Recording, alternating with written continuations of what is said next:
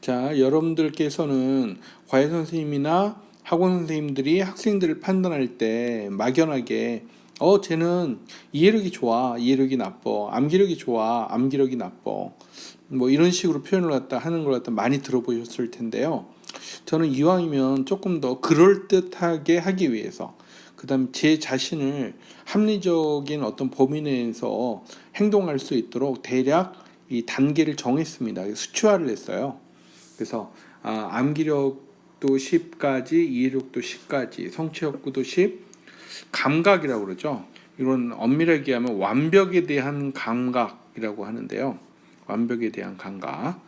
네, 이런 감각들도 10까지, 그 다음에 성실도도 10까지 이렇게 대략 하고 있습니다. 그래서 표준은 5 정도예요. 그래서 5 정도고, 누가 보더라도 되게 똑똑하다 그럼 대략 8. 플러스 마이너스 3 정도죠. 예를 들어서 누가 봐도 쟤는 형편없다 싶으면 3 뭐 이런 식으로 네, 이런 식으로 정의했습니다. 조금 설명이 필요한 부분은 이 부분인 것 같아요. 이 부분을 사실 집어넣은 거는 우리 코난 때문이에요. 저는 어느 정도 그 어른스럽게 되고 생각이 깊어지기 전까지는 완벽에 대한 감각이 없지 않을까라고 생각했는데, 간혹 생각해 보면 초등학생일 때도, 저는 머리가 좋은 편은 아닌데도 초등학생일 때도 좀 말씀드리기 뭐하지만 항상 100점 만점에 100점, 어쩌다 많이 틀려도 한 게 거의 항상 전교 1등이었거든요. 우리 때는 초등학교들도 다 전교 1등부터 다 줄 세웠어요.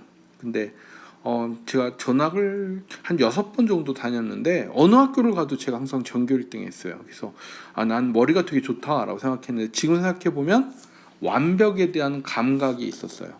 그래서 저는 그냥 책을 갖다 봐도 문제집도 푼 적이 거의 없어요. 그래서 영어 수학 빼놓고는, 영어 수학 국어까지 문제집을 푼 적도 없는데 일반적인 암기 과목은 거의 하나 이상 안 틀렸어요. 웬만하면 다 맞거나. 근데 이런 완벽에 대한 감각이라는 게 존재하거든요. 근데 이게요, 공부하는 방법에도 존재해요. 우리 코난이랑 얼마 전에 얘기를 하다, 좀 전에 우리 저희 채령님한테는 말씀을 갖다 한번 했었는데, 그 반복 문제 풀기, 그죠?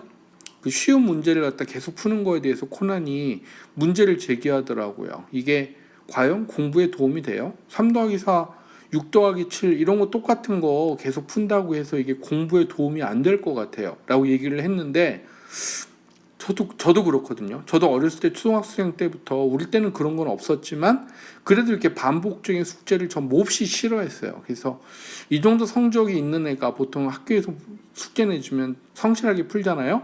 저는 다 베껴서 냈습니다. 죄송합니다 선생님들 예전. 근데 여튼 도대체 왜 이렇게 시간이 낭비가 되는 단순 반복 작업이랑 수학 실력 느는 거랑 아무런 관련이 없다라고 저는 믿고 있거든요.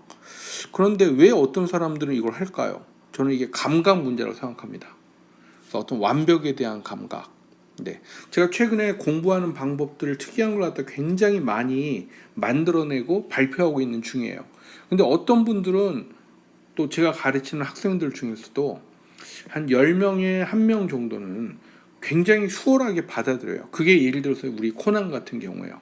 근데 대부분의 경우에는 이걸 왜 하는지도 모르고 시키면 하긴 하는데, 이게 뭐지? 왜 이런 식으로 공부하지? 숙제가 너무 작네? 이런 식으로 반응해요. 그리고 어떤 학생들은 심지어 뭐야? 왜 이런 식으로 공부해? 라고 듣자마자 매우 싫어하고, 제 설명 듣자마자 그 다음부터는 얼굴 볼 수가 없는 학생들도 굉장히 많습니다. 저는 이게 어떤 완벽에 대한 느낌, 감각이라고 생각합니다. 굳이 말하면 뭐 식스 센스쯤에 해당이 된다고 봐야죠. 그래서 여기에 해당되는 사람들이 의외로 적어요.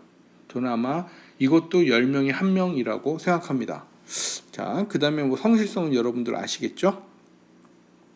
자, 그 다음에 또 여기에 대해서 설명 하나 추가로 드리고 싶은 거는, 변덕스러움이 굉장히 심한 학생들이 있다는 겁니다. 즉, 이게 이해력이 5 정도에 해당이 되는 학생이 있다고 존재하는데, 말씀을 드리는데, 어떤 경우에는요, 학생들의 그날 기분에 따라서 보통 플러스 마이너스 1 정도는 누구나 있어요. 이거는 되게 자연스러운 현상이에요. 어떤 날은 이해가 잘 되고 어떤 날은 이해가 안 돼요. 우리 채널님도 마찬가지죠. 어떤 때는 수학 문제 되게 쉽게 풀리는데 어떤 때는 막 수학 풀기도 싫고 봐봤자 모르겠고 이런 날 존재하잖아요. 그래서 보통 플러스 마이너스 1 정도는 매우 당연한데 어떤 학생들은 플러스 마이너스 2가 넘는 경우가 있어요. 그래서 기분에 따라서 어떤 때는 되게 머리 좋은 학생처럼 굴다가 어떤 때는 진짜 아니 머리가 장식품인가 이런 식으로 생각이 들 만큼 전혀 암기도 안 되고 이해도 안 되는 경우가 존재합니다.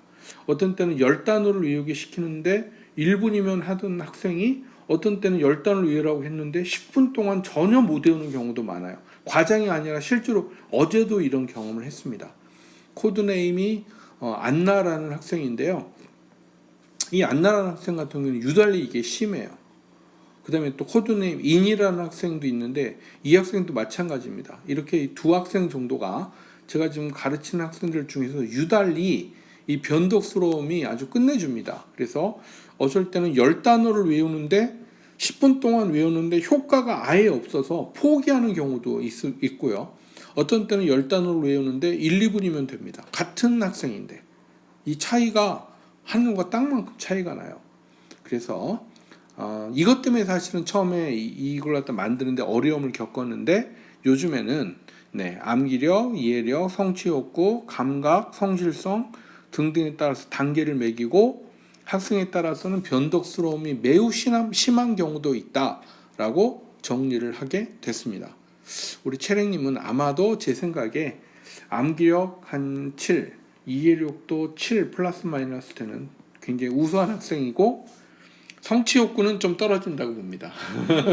욕심이 별로 많지는 않아가지고 한 5, 6. 그 다음에 그 완벽에 대한 감각에 대해서는 솔직히 잘 모르겠어요. 제가 설명드리는 거 어때요? 이해가 됩니까? 네. 사실 이거는 뭐 제가 지금 가르치는 입장이 아니니까 뭐라고 말씀 못 드리겠는데 이렇게 이런 특징들을 가지고 있다. 그리고 이걸 갖다 굉장히 자연스럽게 받아들여야 합니다. 오늘은 여기까지 하겠습니다.